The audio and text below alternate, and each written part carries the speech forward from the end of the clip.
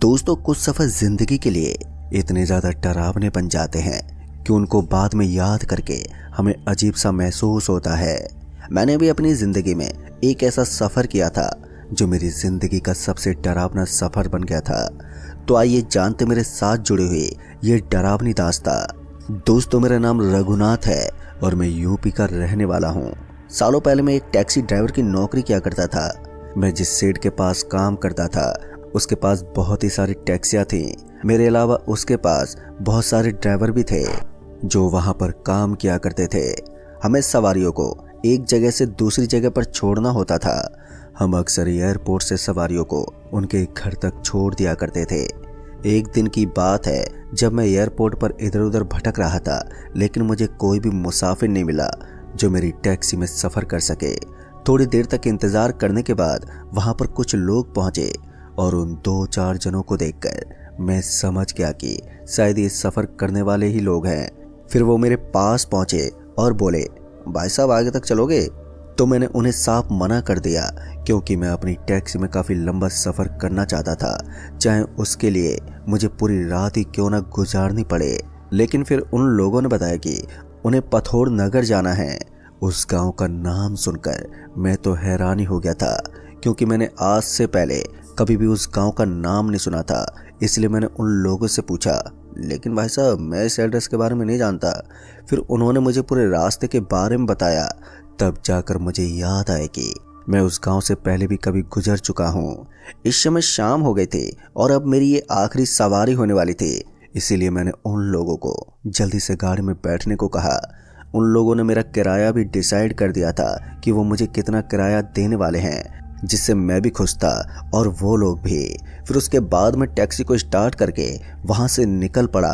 धीरे धीरे वक्त गुजरता गया और वक्त गुजरने के साथ साथ सूरज आसमान से गायब हो चुका था और हल्के हल्के अंधेरे ने डेरा डाल लिया। कार की रफ्तार ठीक ठाक ही थी कि इतने में मेरे बगल में बैठे हुए एक सवारी ने कहा, भाई साहब जरा 2 मिनट के लिए गाड़ी रोक दीजिए। उस आदमी की बात सुनकर मैंने उसकी तरफ देखते हुए कहा, यहाँ पर गाड़ी रुकवा कर आप क्या करेंगे? फिर उसने बताया कि उसे बहुत ही जोर से टॉयलेट लगा हुआ है, इसलिए उसे गाड़ी से नीचे उतरना है। फिर मैं उससे कुछ बोल नहीं पाया और थोड़ा आगे ले जाकर मैंने गाड़ी को रोक दिया और जैसे ही गाड़ी रुकी तो वो आदमी नीचे उतरा और मैं उसके आने का वेट करने लगा। मगर मैं जैसे ही पीछे घूमा तो मैंने पाया कि वो बाकी के 2 आदमी आराम से पीछे वाली सीट के ऊपर बैठे हुए थे, लेकिन उन दोनों की नजर मेरे ऊपर बनी हुई थी। पता नहीं क्यों, लेकिन वो दोनों मुझे घूर घूर कर देख रहे थे। उनका ये तरीका मुझे थोड़ा ठीक नहीं लगा, पर मैंने उनकी इन हरकत के ऊपर जरा सा भी ध्यान नहीं दिया। लगभग 2 मिनट हो गए थे, लेकिन टॉयलेट करने गया वो आदमी अभी तक वापस नहीं लौटा था। फिर 2 मिनट बीतने के बाद 5 मिनट हुए और 5 मिनट के बाद 10 मिनट भी बीत गए, लेकिन अभी तक वो आदमी नहीं लौटा था। तभी पीछे बैठे हुए उन दोनों लोगों ने कहा, अब वो कभी नहीं आएगा, यहाँ से गाड़ी निकालो। दोस्तों, उसकी बात सुनकर तो मैं सोच में ही पड़ गया क्योंकि मुझे नहीं लगा था कि कोई अपने साथी को बीच रास्ते में छोड़कर ऐसे छोड़कर जा सकता है। तभी मैंने उनमें से एक आदमी को बोला, अरे भाई साहब आप जरा नीचे उतरकर अपने दोस्त को ढूंढ लीजिए कि आखिर वो कहाँ गया है।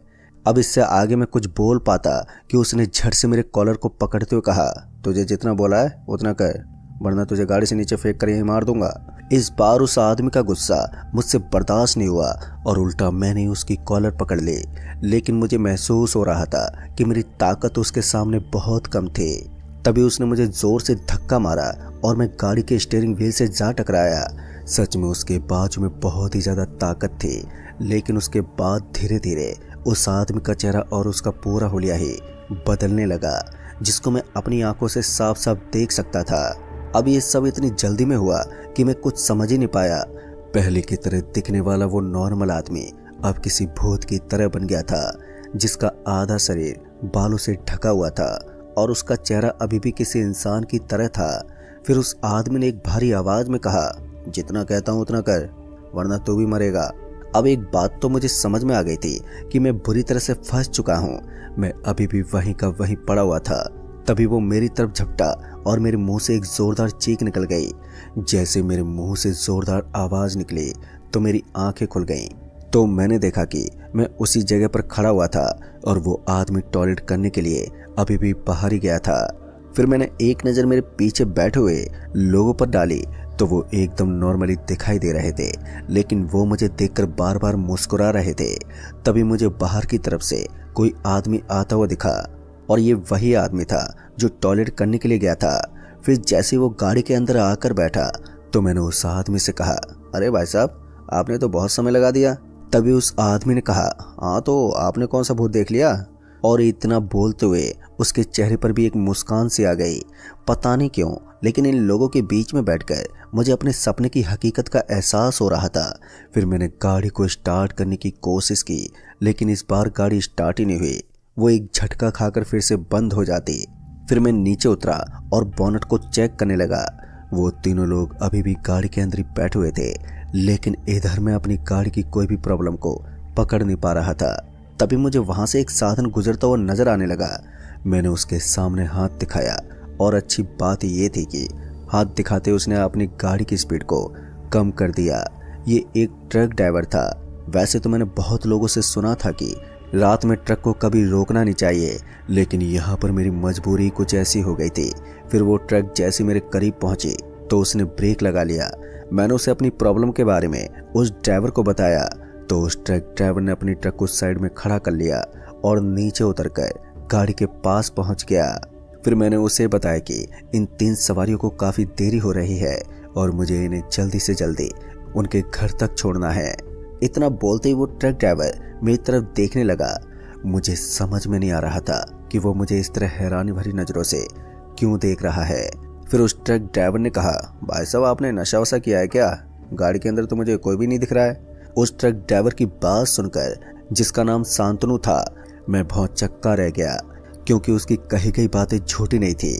और जब मैंने गाड़ी में देखा तो गाड़ी के अंदर मुझे भी कोई नजर नहीं आ रहा था। लेकिन ऐसा कैसे हो सकता था? महज 2 मिनट पहले ही मैंने गाड़ी के अंदर उन लोगों को देखा था। ऊपर से मुझे गाड़ी का दरवाजा खुलने की भी आवाज नहीं आई थी। फिर मैंने शांतनु को कहा, लेकिन भाई साहब, मैं उनको छोड़ने के लिए ही यहाँ पर आया था। मेरी बात सुनकर उसका चेहरा भी थोड़ा डरा सहमा बन गया। फिर उसने कहा, जरा 1 मिनट रुको। फिर वो गाड़ी के पास गया और उसका दरवाजा खोलकर अंदर देखने लगा। लेकिन हैरानी तो इस बात की थी कि गाड़ी के किसी भी कोने में कोई भी नजर नहीं आया। शांतनु मेरे पास आया और उसने कहा, लगता है आज आपने कुछ ज्यादा ही पी ली है। फिर मैंने उसे बताया कि मैं शराब जैसी चीज से दूर रहता हूँ, मगर उसे मेरी बात पर विश्वास ही नहीं हो रहा था। लेकिन फिर शांतनु के कंधे पर अचानक ही किसी ने हाथ रख दिया और जैसे ही शांतनु ने पीछे पलट कर देखा तो उसने पाया कि जैसा मैंने अपने सपने में देखा था, वो बिल्कुल उसी तरह दिखने वाला आदमी था। अब ये देखकर मेरी तो हालत पतली पड़ गई थी। मुझे तो लगा था कि शांतनु बुरी तरह से डर जाएगा, लेकिन ऐसा नहीं हुआ।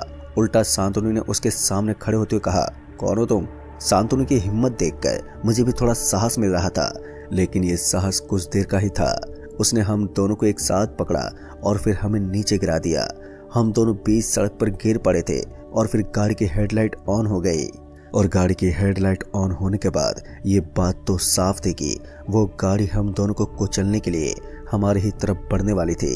इसलिए शांतनु ने जल्दी से मुझे ट्रक में बैठने का इशारा किया, क्योंकि अब ट्रक ही एक ऐसा जरिया था जो हम दोनों को बचा सकता था।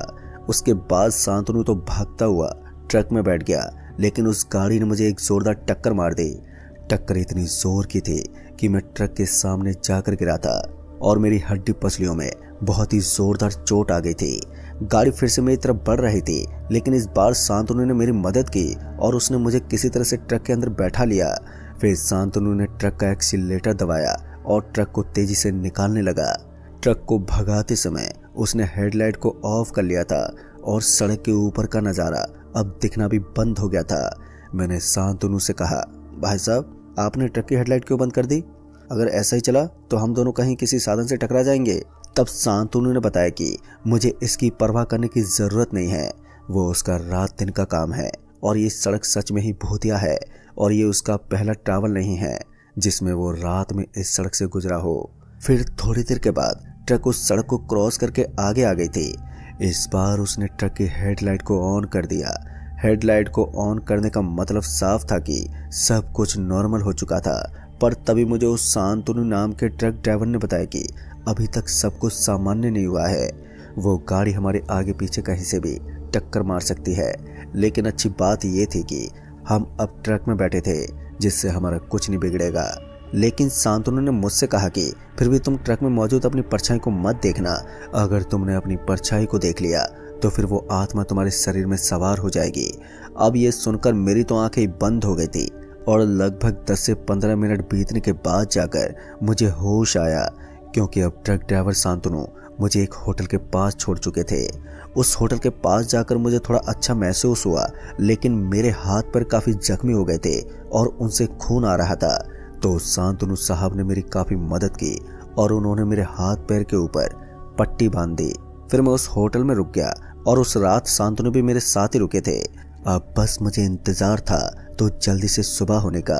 फिर धीरे धीरे समय बीता और समय बीतने के साथ कब सूरज आसमान में छा गया पता ही नहीं चला। सुबह होते मैं जल्दी से बस पकड़कर वापस से अपने इलाके के लिए रवाना हुआ।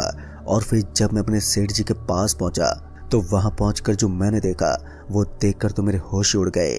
दरअसल मैंने देखा कि मेरी गाड़ी पहले से ही वहां पर खड़ी हुई थी और फिर मैं अपने सेठ जी के पास गया तो वो भागते मेरे पास आए और उन्होंने कहा, भाई तू ठीक तो है ना, तुझे कुछ हुआ तो नहीं? उनकी बातों से तो मुझे ऐसा लग रहा था कि उन्हें इस घटना के बारे में अच्छे से मालूम है।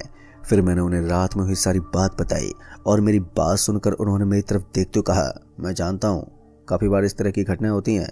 आप जिस गाड़ी को ड्राइव करते हो 3 साल पहले उसके साथ एक हादसा हुआ था। उसका ड्राइवर समेत 2 आदमी चोर डाकू की गिरफ्त में आ गए थे। उन लोगों ने उन्हें बहुत ही बुरी तरह से पीटा और उन्हें मार मार कर सड़क के ऊपर फेंक दिया, पर वहां से चलने वाले गाड़ी वालों ने उनकी कोई मदद नहीं की थी और उन तीनों की तड़प तड़प कर वहीं पर मौत हो गई। उस दिन के बाद से वो तीनों लोग उसी दिन लिफ्ट मांगते हैं जिस दिन उनकी मौत हुई थी, और इत्तेफाक से आप उस दिन गाड़ी में थे। और ऐसे हादसे पहले भी बहुत सारे ड्राइवर के साथ हो चुका है। दोस्तों, अपने सेठ जी की पूरी बात सुनकर मुझे उसके ऊपर बहुत गुस्सा तो आया, लेकिन मैं उससे कुछ बोल नहीं सका क्योंकि उसकी लापरवाही की वजह से किसी की भी जान जा सकती थी। फिर उसके बाद मैंने उस काम को छोड़ दिया क्योंकि इस तरह के काम से मुझे क्या लेना देना जिसकी वजह से मेरी जान ही चली जाए। तो दोस्तों, इस कहानी में बस इतना ही। कहानी आपको पसंद आई हो तो वीडियो को लाइक शेयर कमेंट जरूर कर दें और साथ ही चैनल पर अगर नए हैं तो चैनल को भी सब्सक्राइब जरूर कर दें। तो मैं आपका दोस्त राजकुमार जल्द ही मिलूंगा ऐसी एक और कहानी के साथ। तब तक के लिए बाय एंड टेक केयर।